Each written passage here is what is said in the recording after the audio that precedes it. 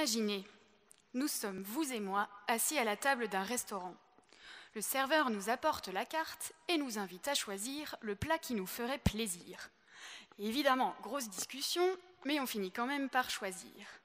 Mais attendez, ça n'est pas fini. Il nous reste encore un plus gros problème à régler. Que boire avec ça? Choix difficile. Comment être sûr que la boisson que nous allons choisir va bien aller avec notre plat? Alors on essaye de se rappeler, plus ou moins, le discours des sommeliers ou de ce qu'on a pu lire à ce sujet. Rechercher l'équilibre, jouer sur le contraste, évidemment, plat local égale bière locale, mais bref, on s'y perd. Mais pourquoi personne n'a encore eu l'idée de faire une thèse? Eh bien si, moi, dans ma thèse, je cherche à comprendre ce qu'est une bonne association entre un plat et une bière.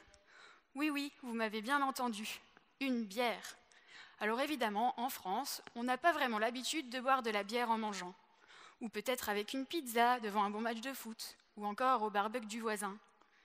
En général, c'est plutôt le vin qui a la vedette. Mais moi, les grandes stars, c'est pas vraiment mon truc. Excusez-moi. Mais moi, les grandes stars, c'est pas vraiment mon truc. En plus, avec le développement des microbrasseries et de la diversité des profils de bière, les possibilités d'appariement avec nos plats est quasi infinies. Le temps est tout de ne pas nous tromper. Mais comment savoir ce qu'est une bonne association? Eh bien, j'ai rencontré et interviewé des 10 sommeliers et 10 biérologues que j'ai aussi enregistrés pour ne rien oublier. Puis, après avoir écouté et réécouté nos discussions, j'ai pu identifier une vingtaine de principes d'association que ces experts utilisent pour créer un bon accord.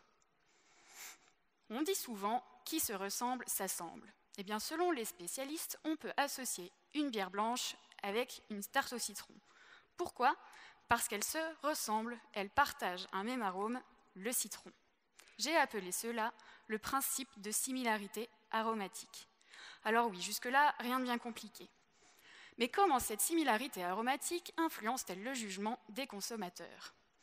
Eh bien, pour répondre à cette question, je développe des bières et des plats qui partagent plus ou moins d'arômes identiques. Je crée ainsi des associations avec différents niveaux de similarité aromatique.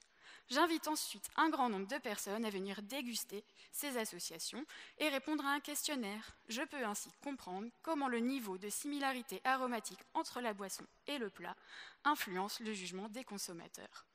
Et bon, finalement, et nous, qu'est-ce qu'on boit? Bravo!